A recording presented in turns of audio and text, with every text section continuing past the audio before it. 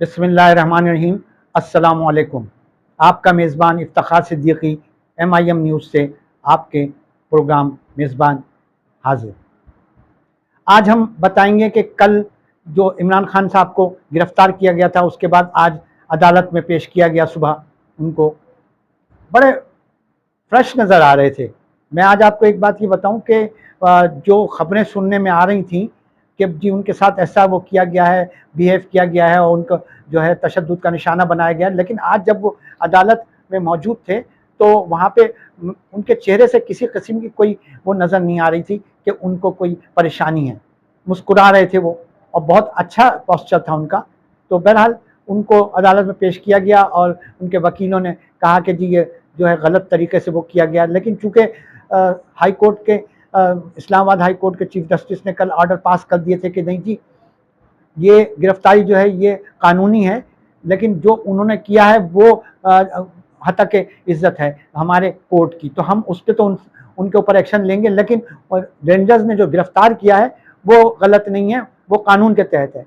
ये एक बात समझ में नहीं आई। एक नया कानून इन्होंने बना दिया कि जी मतलब उन्होंने बेइज्जती तो की है कोर्ट की, लेकिन किया कानून के तहत है। तो जब कानून के तहत किया है, जो काम भी कानून के तहत होता है, तो वो बेइज्जती नहीं होती है, उसमें बेइज्जती थोड़ी होती है, वो तो कानून के दायरे में आता है। तो आप ये कैसे कह रहे हैं कि जी नहीं बेइज्जती भी हुई है, कोर्ट का जो है वो मजरू हुआ है और हम उस पर एक्शन लेंगे, लेकिन जो उन्होंने वो किया है अमल इमरान खान को गिरफ्तार करने का, वो एक कानूनी अमल है। खैर चलें छोड़ें। अब यहाँ तो आपको पता है कि जब अच्छों के जो है सॉफ्टवेयर जो है वो अपडेट हो जाते हैं, तो वो बेचारा chief justice Islamabad high court क्या करेगा, वो खुद मजबूर है। उसने फैसला महफूज किया हुआ था। महफूज के मकसद ये होते हैं कि भाई देख लो ये कल दूं या कुछ इसमें अमेंडमेंट करने हैं, उन्होंने अमेंडमेंट करवा दी जिन्होंने कराना है ताकतवर लोगों ने। तो बहरहाल चले छोड़ें, वो तो हो गया। बहरहाल उसके बाद लेकिन उसके इस एक अमल से पूरे शहर के अंदर, लाहौर के अंदर एक हंगामा आराई हो गई। अब पहले लाहौर की बात कर रहे थे, अब तो इस्लामाबाद जो था वो मैदान जंग बना हुआ था। जो वहां से तस्वीरें आ रही हैं, जबकि इन्होंने तो मीडिया को और उसको सबको ब्लैकआउट किया हुआ है, लेकिन फिर भी देखें, मैंने कल भी कहा था कि खबर जो होती है ना वो हवाओं पे चलती है, हवाओं पे चलती है और सफर करती है। इसी तरह से वहां से जो मीडिया वाले हैं, जो भी लोग हैं, वो अपना काम दिखा रहे हैं और वहां से तस्वीर जो है वो लोड करके भेज रहे हैं और मिल रही हैं लोगों को।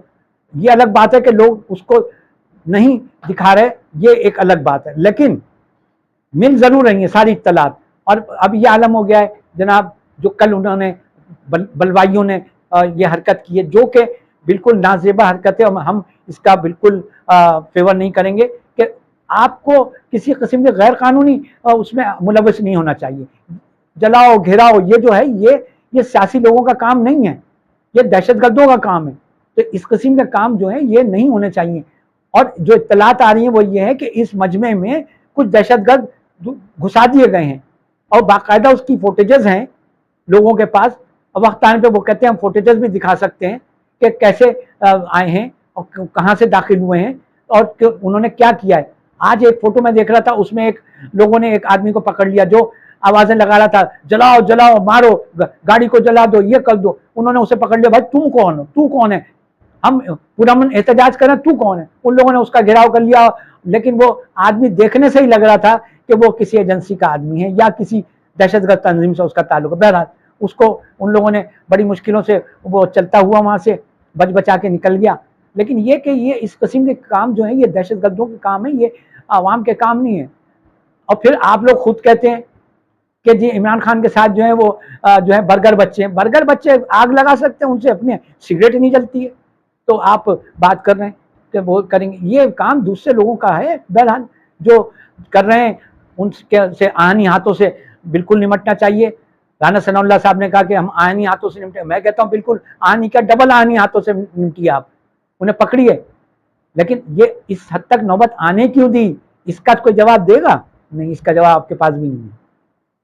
मैं अपनी पुरानी वीडियो अगर कोई मेरी देखे तो मैंने आसिम मुनीर साहब आपसे ये अर्ज की थी कि देखें वो वक्त ना आए कि आपको इंतजाम संभालना पड़े और आवाम के सामने आप अपनी फौज खड़ी कर दें। आज देखिए वही हो गया है, خدا کے واسطے فوج کو عوام کے سامنے نہ کھڑا کریں، جو ہماری عزت ہے دنیا میں اور ہماری فوج کی، اس کو برقرار رہنے دیں، کیونکہ اگر ایک مرتبہ آمنا سامنا ہو گیا، ویسے تو میں آپ کو پہلے بھی کہہ چکا ہوں اور یقین سے کہتا ہوں کہ ہماری فوج نہتے عوام پہ گولی نہیں چلائے گی، نہیں چلائے گی، نہیں چلائے گی انشاءاللہ تعالی۔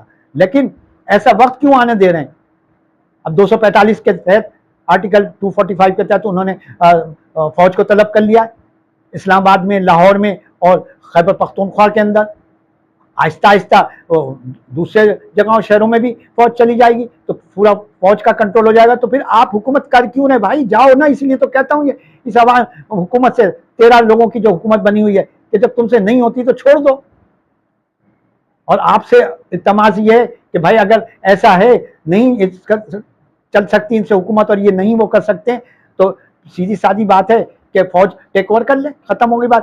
کم سے کم عام آدمی کو تو ایک امن کی صورت نظر آ جائے گی، ایک عام آدمی جو ہے بے خوف و خطر شہر میں گھوم تو سکتا ہے۔ آج تو ہر لمحے ڈر لگ رہا ہے۔ آج کراچی میں بھی یہی عالم تھا جناب، وہاں پہ شیلنگ ہو گئی اور اس کی وجہ سے گاڑیاں آپس میں ٹکرا گئیں، 2 لوگ میرے جاننے والے تھے وہ بیچارے زخمی ہو گئے، گاڑیاں گر گئیں ان کی، اور دھوئیں کی وجہ سے انہیں نظر نہیں آیا اور وہ کیا کہتے ہیں گاڑیاں گر گئیں، وہ زخمی ہو گئے۔ کراچی کے مختلف علاقوں میں انہوں نے یہ کوشش کی دہشت گردی پھیلانے کی، لیکن میں کہتا ہوں پھر بھی کہ کراچی کے اندر پھر بھی بہت اچھا امن ہے، یہاں پہ لوگ جو ہیں سمجھداری سے کام لے رہے ہیں اور یہاں کی حکومت بھی جو ہے وہ پہلے سے پیش بندی کر رہی ہے۔ یہ نہیں ہے کہ جب سب کچھ ہو جائے اس کے بعد پولیس پہنچے۔ اب دیکھنا یہ ہے کہ اب کیا آگے کیا لائے عمل ہوتا ہے، کیونکہ عمران خان کو تو 8 دن کا انہوں نے ریمانڈ پہ بھیج دیا ہے۔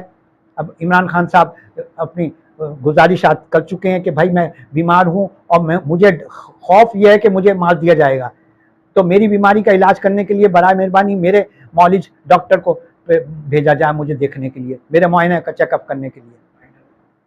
لیکن یہ کہ ابھی حکومت نے دیکھیں کیا ان کی اس گزارش پہ کیا انہوں نے وہ کیا ہے، غور و خوض عدالت دیکھے گی کہ کیا کرنا ہے۔ اب جو حالات اس وقت ابھی تک کی خبریں آ رہی ہیں وہ کنٹرول میں نہیں ہیں اور بہت حالات خراب ہوئے ہیں، تو اس وجہ سے اب جو ہے کل تک کے لیے جو ہے اجازت دیجیے، کل کورٹ میں بھی پھر سپریم کورٹ میں بھی وہ جمع کرانا ہے ان لوگوں نے آخری اطلاعات تک کہ جی کیا ہو سکتا ہے الیکشن، کیونکہ الیکشن 14 مئی میں رہ کتنے سے دن گئے ہیں، میرا خیال ہے 24-25 دن رہ گئے ہیں، تو پھر 14 مئی کو اب دیکھیں الیکشن ہوتے ہیں یا نہیں ہوتے ہیں۔ لیکن چیف جسٹس صاحب کا کہنا یہ الیکشن ہوں گے، اور اعتزاز احسن صاحب جو کہ ماہر قانون ہیں، وہ بڑی اچھی طرح سے قانون کو سمجھتے ہیں، وہ کہتے ہیں کسی کا باپ بھی الیکشن نہیں روک سکتا، جبکہ چیف جسٹس نے اناؤنس کر دیا ہے تو الیکشن تو ہوں گے، ان کو کرانے پڑیں گے۔ اور اب تو ویسے بھی عمران خان کو انہوں نے وہ کر دیا، اور مجھے لگتا نہیں ہے کہ یہ اتنی جلدی عمران خان کو چھوڑیں گے، یہ ریمانڈ لیتے رہیں گے، جیل میں بھیجتے رہیں گے اسے۔ یہ چاہ رہے ہیں کہ اس کے بغیر الیکشن ہوں تو شاید یہ لوگ جیت جائیں، ویسے یہ ان کی، میرا تجزیہ ہے یہ ان کی بھول ہے۔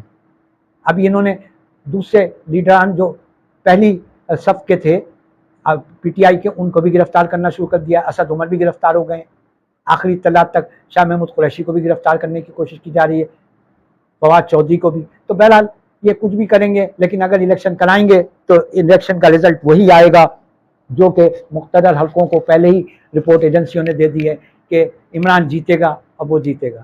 بہرحال جو ہونا ہے وہ تو دیکھا جائے گا، وقت بتائے گا کہ کیا ہوتا ہے۔ صرف وہی ہو سکتی ہیں اطلاعات ہی ہو سکتی ہیں، اصل حقیقت جو ہے وہ تو جب ریجیکشن ہوں گے جب پتہ چلے گی۔ اجازت دیجیے آپ افتخار صدیقی کو، MIM نیوز کراچی سے، انشاءاللہ آئندہ اپنے تجزیے کے ساتھ پھر کل حاضر ہوں گا۔ خدا حافظ، السلام علیکم۔